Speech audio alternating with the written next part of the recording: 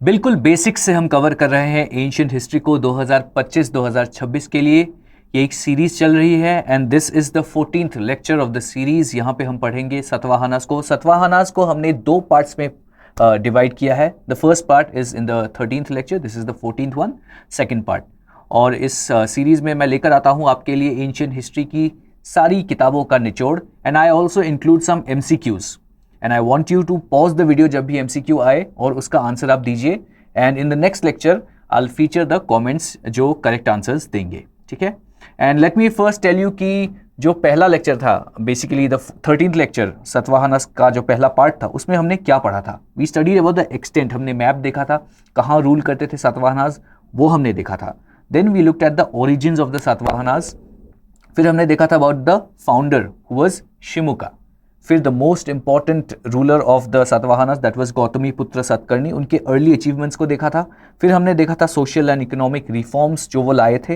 And then we looked at another ruler who was Vasishthiputra Pulumayi.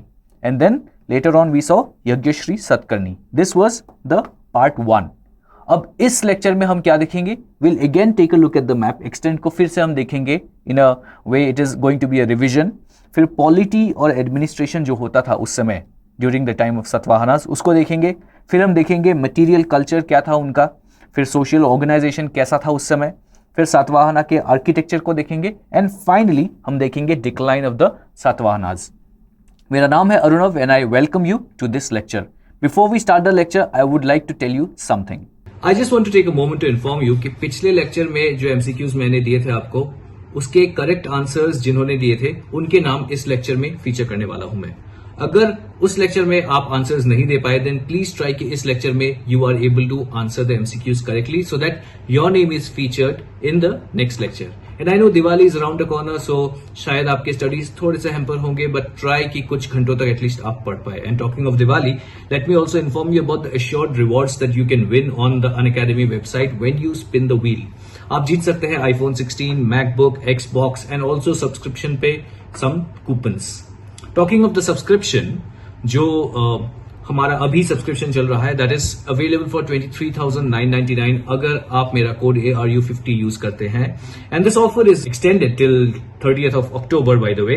And you know this is that one subscription जो आप लेने के बाद you can access any of the batches that's going on Unacademy and also किसी भी language में आप पढ़ सकते हैं, बीट हिंदी, इंग्लिश या bilingual, right. Also let me inform you about Aagaz 2027। तो ये एक ऐसा बैच है which is for the people who are planning to appear for UPSC CSE in the year 2027. तो ये बैच जो है ये लाइव हो चुका है, 27 अक्टूबर से ये शुरू हो चुका है एंड बिल्कुल बेसिक से हम स्टार्ट करेंगे। We are starting from NCERTs and इस बैच में मैं आपको NCERTs पढ़ाऊंगा हिस्ट्री के and also you have all the top educators जो आपको पढ़ाएंगे इस बैच में। So it's an early start, but remember कि when you give an early start to such a tough examination, it becomes easy for you to cover everything. 2026 के लिए भी batches are live now. You have Liberty 2026 जो English batch है, आरंभ है 2026 which is a English batch, basically English और हिंदी में है। And then there is a complete Hindi medium batch which is Shikhar 2026। तो you can check out those batches अगर आप plan कर रहे हैं 2026 के लिए। Again the code that you have to use is ARU50 to get the maximum discount on your subscription. And also अगर आप 2025 में एग्जाम देना चाहते हैं, अगर आपने पहले कभी एग्जाम दिया है, then I will suggest you the batch that is repeaters batch. तो इस बैच में आपको सब कुछ मिलेगा for prelims and mains and you know the code that you have to use that is ARU50 to get the maximum discount on this batch. ये batch शुरू होगा अक्टूबर 28 से, right. So that's all for now. Let's get back to the lecture. Okay, now let us start the extent. पहले map को देखेंगे कहाँ rule करते थे, ठीक है। Again, I am trying to refresh your mind. जो हमने पढ़ा था ऑलरेडी 13th लेक्चर में, द पार्ट 1 ऑफ सतवाहनास। तो this orange part is the area जो वो रूल करते थे, ठीक है। तो यहाँ पे again let me remind you कि there is a conflict between the fact कि कहाँ से उन्होंने स्टार्ट किया था। एक तो है this area that is called Paithan, ठीक है, पैठन। तो according to Upinder Singh ma'am's book, Paithan से इन्होंने पहले रूल करना स्टार्ट किया, but according to the Tamil Nadu book इन्होंने रूल करना स्टार्ट किया था from this area called Amaravati, ठीक है। So now this conflict is there, this debate is there. लेकिन there is no debate over the fact कि इस एरिया को वो रूल करते थे, that is the orange area that we can see on the map. And also हमने देखा था कि they had some conflicts with the Shakas, basically the western Kshatrapas, and they were in conflict because of the areas like Sopara, जो उस समय एक port हुआ करता था. सोपारा आज के Nalasopara which is in Mumbai. Then Bharuch को लेके भी कुछ कॉन्फ्लिक्ट था with the Shakas. So all these things we had already seen when we saw the previous lecture. ठीक है, तो I hope you have remembered all of these things now and let's move ahead now. सबसे पहले हम देखेंगे polity and administration कैसा हुआ करता था. तो उस समय basically the Satavahanas they came up with something called the divine origin concept. तो डिवाइन ओरिजिन क्या होता है? तो उस समय सातवाहनास के राजा वो क्या करते थे, वो बोलते थे कि I have some qualities of the gods, Hindu gods के कुछ क्वालिटीज. जैसे किसी राजा ने बोल दिया कि मेरे में विष्णु के कुछ क्वालिटीज है, मेरे में किसी राजा ने बोल दिया कि मेरे में शिवा के कुछ क्वालिटीज है. So basically they would call themselves either god या सन ऑफ गॉड. तो वो है डिवाइन ओरिजिन का concept. So basically they equate themselves to god. So ऐसा बोला जा सकता है कि the king is equal to god. तो ये सातवाहनास में हम देखते हैं. तो तब जब ऐसा कुछ होता है कि king is equal to god, तो जो प्रजा होती है they basically perceive the king as the god. Then तो वो प्रे करते हैं गॉड को, and this is what they pray करते हैं, दे प्रे द किंग. तो वो बेसिकली परसीव करते हैं उनको as god, and this is something the kings want कि उन्हें एज गॉड्स देखा जाए, सो दैट जो किंग करेगा that becomes very lawful legal उस समय. ठीक है, so that is why this divine concept comes. ये हम वेस्ट में भी देख रहे हैं, we also see this in India. तो सातवाहनास में हमने वो देखा कि they basically took the divine origin का कॉन्सेप्ट. ठीक है, और फिर ये जो जैसे रूल करते थे, ये अपने किंगडम को छोटे छोटे पार्ट्स में डिवाइड करते थे, बेसिकली इनटू डिस्ट्रिक्ट्स, सब डिविजन्स वैसे. ठीक है, तो उसको आहारा बोलते हैं. ठीक है, आहारा. ठीक है, तो और इनको रूल करने के लिए, बिकॉज ये एक सेंट्रलाइज्ड एरिया में अपने कैपिटल में रहते थे किंग्स, और जब ये ऐसे डिवाइड कर देते हैं, जैसे अब आप प्रिपेयर कर रहे हैं सिविल सर्विसेज के लिए, जब आईएएस बन जाएंगे आप, then you will be responsible for a district. ठीक है, आप डीएम बन जाएंगे, district magistrate, right. So the prime minister does not come or the chief minister does not come to the district to administer everything, right? तो वो आपको बिठा देंगे वहां पे, and your responsibility will be to look after the district. तो वैसा ही होता था यहाँ भी, पर यहाँ कॉन्सेप्ट थोड़ा अलग था. अब जब आप आईएएस बन जाएंगे, आपको मिलेगी salary, right, in form of आपको बैंक में सैलरी आ जाएगी, right, in your bank account, so you will get that. लेकिन यहाँ ऐसा नहीं होता था.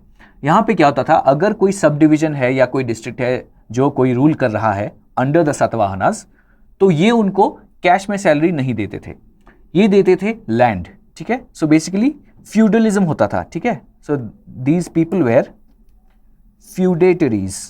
ठीक है, सपोज एक एरिया है, उसको गवर्न कर रहा है कोई फॉर द सातवाहनास, तो उनको वो एरिया दे दिया जाता था कि ये लैंड आप ले लीजिए. ठीक है, यहां से जो रेवेन्यू कलेक्ट करेंगे आप, उसका एक पार्ट आप रख लीजिएगा और उसका बाकी पार्ट हमें दे दीजिएगा. So it was pre decided. ठीक है, कि थोड़ा किंग को जाएगा और थोड़ा आप रख लीजिएगा. So this was the idea. ठीक है, इसमें फ्यूडेटरीज भी 3 ग्रेड्स के होते थे. सो एक तो होता था हु वाज राजा. ठीक है, अब राजा, ये who is Raja, late me write it somewhere else so that you can see this. Okay, let me erase everything. So 3 grades. ठीक है, 3 टाइप के होते थे फ्यूडेटरीज, 3 ग्रेड्स. पहला होता था राजा. ठीक है, now this Raja is basically king, लेकिन नॉट द सातवाहना किंग. ये छोटे छोटे किंग्स होते थे, तो ये छोटे छोटे एरियाज को एडमिनिस्टर करते थे. वसाल्स के रूप में भी देखा जाता है इन्हें. ठीक है, तो एक तो ये थे, और इनकी खासियत क्या थी कि they could also issue coins of their names. ठीक है, तो ये, तो इनको एक फॉर्म ऑफ फ्यूडेटरीज ये थे under Satavahanas. Second was Mahabhoja. ठीक है, ये भी हुआ करते थे, तो इनको भी वैसे ही लैंड दे दिया जाता था, collect the revenue and you keep some and give me some, वैसा था. एंड द थर्ड वाज सेनापति. ठीक है, ये थर्ड टाइप के होते थे feudatories during the time of the Satavahanas. ठीक है, एंड ऑल्सो ये कुछ कुछ लैंड, ये तो बेसिकली फ्यूडेटरीज को दिया गया था, ठीक है, और कुछ टैक्स फ्री लैंड था। अब इसमें तो जैसे कि रेवेन्यू कलेक्ट किया तो राजा को देना पड़ेगा थोड़ा, और एक टाइप का होता था विच वॉज टैक्स फ्री, ठीक है। So tax free land grants देते थे ये लोग, ठीक है, this is T bye the way, tax free land, my handwriting, I'm so sorry about that. Okay, so let me write it again, tax free land, ठीक है, tax free land grants देते थे। तो उसमें क्या होता है basically, they would give it to Buddhists and the Brahmins, तो उनको दे देते थे एक एरिया कि ये लैंड जो है यहाँ पे आप रहेंगे और इसके लिए आपको टैक्स नहीं देना है मुझे, ठीक है, तो वो उनका हो जाता था, ब्राह्मण्स का या बुद्धिस्ट मॉन्क्स का, उनको दे देते थे, ठीक है। तो this is also another type of administration ही बोल सकते हैं, लेकिन this was not by some minister. And when I talk of minister, let me tell you कि सातवाहनास में कुछ मिनिस्टर्स हुआ करते थे, उनको अमात्यास बोलते हैं, ठीक है। अब these terms are very important, क्योंकि प्रीलिम्स में ऐसे टर्म्स पूछे जाते हैं, तो आपको पूछा जाएगा कि अमात्यास का मीनिंग क्या है या किसके रूल में अमात्यास हम देखते हैं। So all these questions are asked, ठीक है, तो ये याद रखना है, अमात्यास वर मिनिस्टर्स। और also let me tell you one more thing कि एक ऑथर थे प्लिनी, ठीक है, let me write it again for you, Pliny, ये ग्रीक ऑथर थे, ठीक है, प्लिनी। तो अकॉर्डिंग टू हिज अकाउंट्स अगर हम देखें तो ये बताया गया था कि सातवाहना का जो आर्मी था वो बहुत बड़ा था, बेसिकली 1 लाख फुट सोल्जर्स, फिर अराउंड 2000 कैवलरी, बेसिकली घुड़सवार 2000 थे, और 1000 हाथी, तो it was that big an army. तो अगर इतना बड़ा आर्मी था then we can understand one thing कि इनकी इकोनॉमी तो अच्छी थी, right, and also because army इतनी बड़ी थी, दैट इज द रीजन कि फ्यूडलिज्म यहाँ पे हम देखते हैं, क्योंकि जब कोई बड़ी आर्मी होती है तो उनको सैलरी देना पड़ता है, राइट, एंड ये जो सातवाहनास थे इनकी इकोनॉमी अच्छी तो थी पर it was not as good as Mauryas, ठीक है, क्योंकि हम मौर्यन के टाइम में देखते हैं, चाणक्य ने लिखा था अर्थशास्त्र में कि अपने एम्प्लॉयज़ को बेसिकली आप कैश में दीजिए salary, do not give them land, पर ये this was not possible for Satavahanas. ये बहुत बड़ी आर्मी मेंटेन तो कर रहे थे, लेकिन टू एडमिनिस्टर और to take good care of the army, तो इन्हें काफ़ी सारे सेनापति जो है उनको रखना पड़ा, basically these way provincial governors. तो इनको क्या किया कि एक एरिया दे दिया कि ये जो आर्मी है this part is yours and ये एरिया आप एडमिनिस्टर करेंगे, ये आर्मी आपकी होगी, but you give us the revenue from there, ठीक है। So this is something that we get to know from Pliny's accounts also, ठीक है। तो बस यही है, let us look at the PPT now कि क्या लिखा है। सो डिवाइन ओरिजिन ये मैंने आपको बता दिया। अमात्यास जो है मिनिस्टर्स, रिमेंबर दिस अमात्यास, ये वर्ड आपको याद रखना है, ठीक है, you might see this in prelims. फिर जैसा हमने देखा था कि सब डिस्ट्रिक्ट्स होते हैं और फिर सब डिविजन्स में डिवाइड किया गया था किंगडम को, तो उनको आहारा बोलते हैं, ठीक है। तो अगर हम देखें basically the Satavahana kingdom they had a centralised control which was balanced with local autonomy for vassals and feudatories, ठीक है।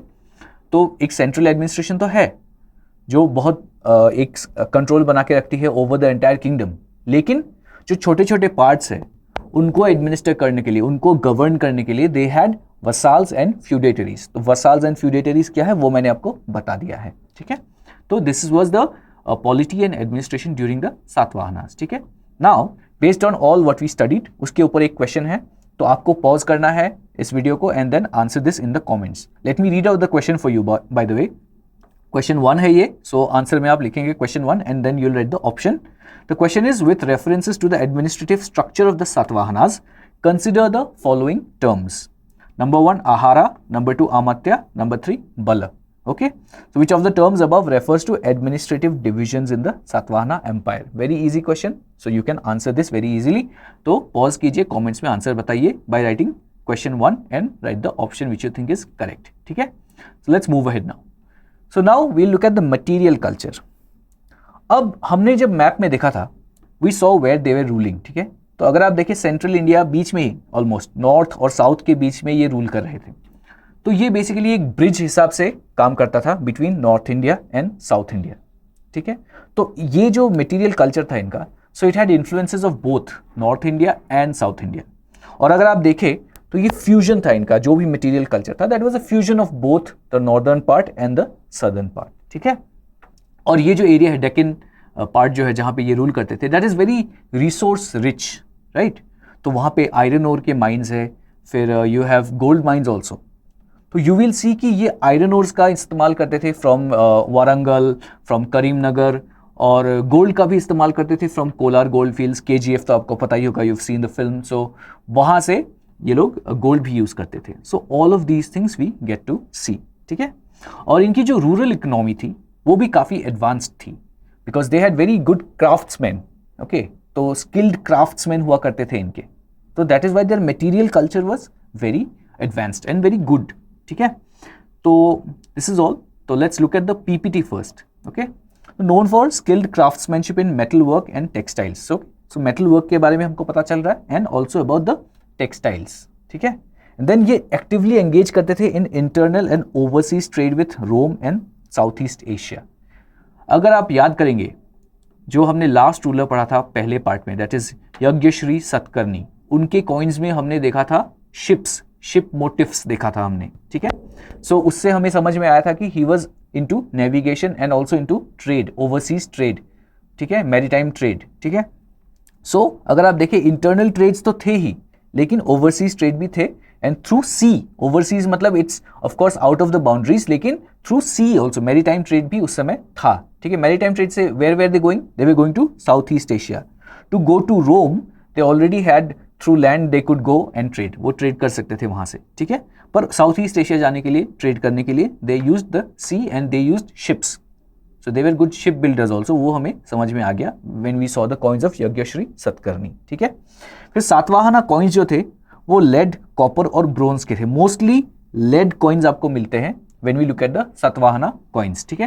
Now these are not gold coins, जैसे कुशाणों के टाइम पे हमने देखा कि गोल्ड कॉइन्स काफी इशू करते थे, वैसा नहीं था, ठीक है। So these guys were basically giving out coins which were mostly lead, copper तो है and bronze is also there, but mostly आप देखेंगे लेड कॉइन्स ही थे, ठीक है। और इन्होंने प्राकृत लैंग्वेज को प्रमोट किया, ठीक है, अपने इंस्क्रिप्शंस में, कॉइन्स में, ठीक है। और ये हमने ऑलरेडी देखा ही था प्रीवियस लेक्चर में, but the script that was used that was Brahmi. Language तो प्राकृत, लेकिन the script was Brahmi. Again मैंने आपको बोला था कि वाई प्राकृत लैंग्वेज, क्योंकि ये ऑफ कोर्स ब्राह्मणिज्म को फॉलो करते थे, but the locals they were basically Prakrit, they spoke Prakrit language, okay. And also one thing कि ये बुद्धिज्म को भी काफ़ी पेट्रोनाइज करते थे, जैनिज्म को भी करते थे, सो ये भी एक बात है। And also one thing, let me tell you about the origin वाला जो स्टोरी था of Satavahana, let us go back to that. So हमने देखा था कि कैसे ये क्लेम करते थे कि ये ब्राह्मण है, ओके। नाउ ये काफ़ी सारे हिस्ट्री बुक्स में ये भी हम पाते हैं कि दे वर ओरिजिनली शायद ट्राइबल्स, ओके। लेकिन जब इन्होंने देखा कि the Brahmins have a very good position in the society, they thought कि हमें खुद को ब्राह्मण बताना चाहिए, and they became Brahmins after that, ठीक है। बट ऑल्सो वी सी कि how they realise that the Kshatriyas are not there friends, and they started fighting against the Kshatriyas. पर this is one such dynasty basically which was a non-Kshatriya dynasty, but they did very well, और ये Brahmins को बहुत patronise करते थे। हमने देखा ही है ऑलरेडी कि कैसे ब्राह्मण्स के लिए उन्होंने बहुत कुछ किया था, एंड ऑल्सो काफ़ी सारे बुद्धिस्ट और जैन टेम्पल्स बनाए थे। सो यू अंडरस्टैंड हियर कि वाई प्राकृत लैंग्वेज, ठीक है, नॉट संस्कृत, वाई। एंड पिछले लेक्चर में हमने देखा था कि संस्कृत वॉज यूज्ड, लेकिन मोस्टली अपने बीच कुछ कम्युनिकेशन करने के लिए, but all the official communication जो हो रहा था दैट वाज ऑलवेज इन प्राकृत, ठीक है, so that the local people they understand. So it was for the convenience of the local people कि ये लोग प्राकृत लैंग्वेज का इस्तेमाल कर रहे थे। Fine, understood. So now let us look at the social organisation.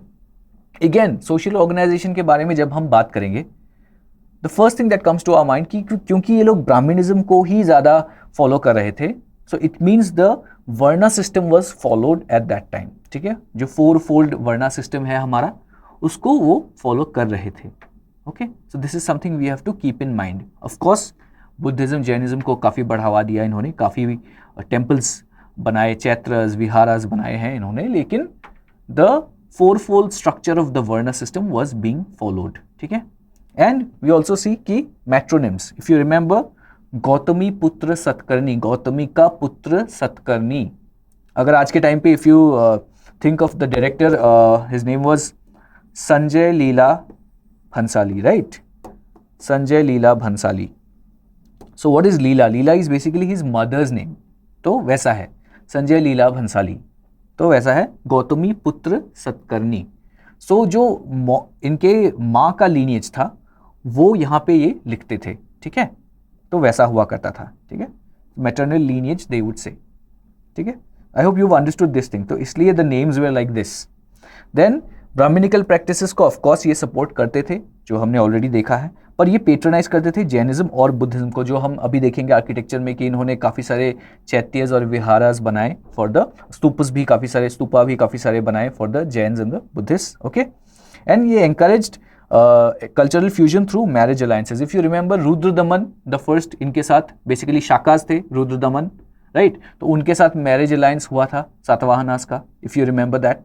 So basically ये ऐसा नहीं था कि ये अपने ही बीच में they will have marriage alliances, तो they will have marriage alliances with other kingdoms also, तो ये भी था इनका।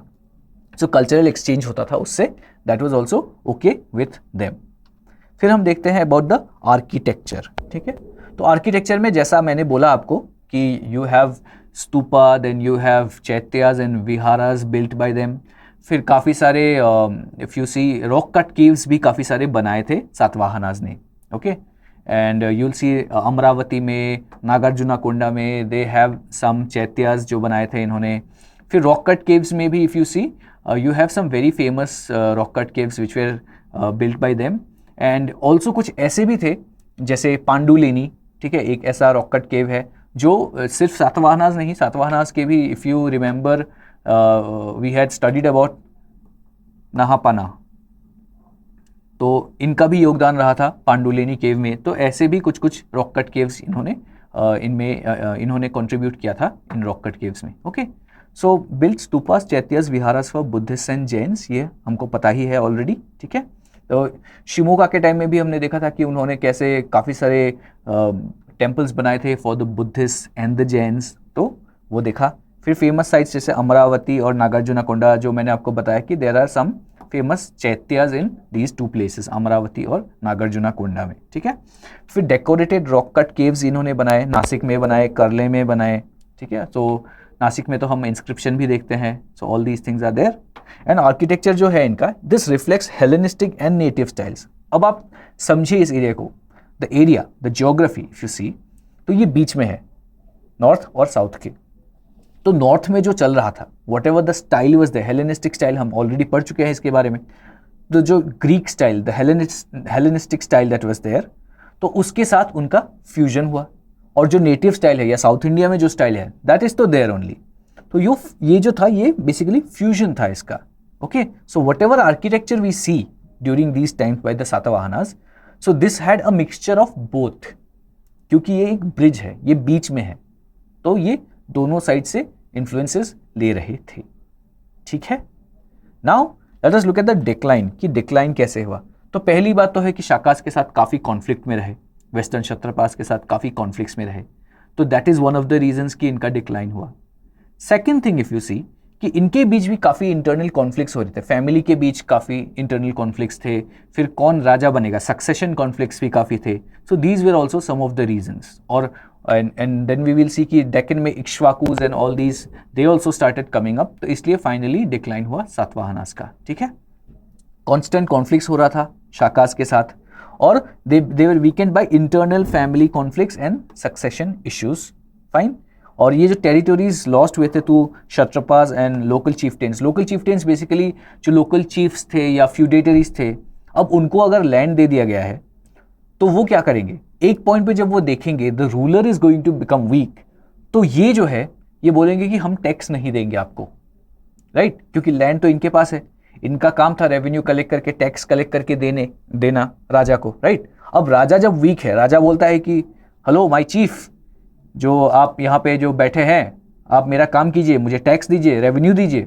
तो चीफ बोलता है यहाँ से कि नहीं सर, मैं आपको नहीं दूंगा, जो करना है कर लीजिए, वैसा होता था, ठीक है। So basically when the ruler is not very strong, तब ये जो चीफ है या जो फ्यूडल लॉर्ड्स थे, तो वो बोलेंगे कि हम नहीं देंगे टैक्स, क्या करोगे।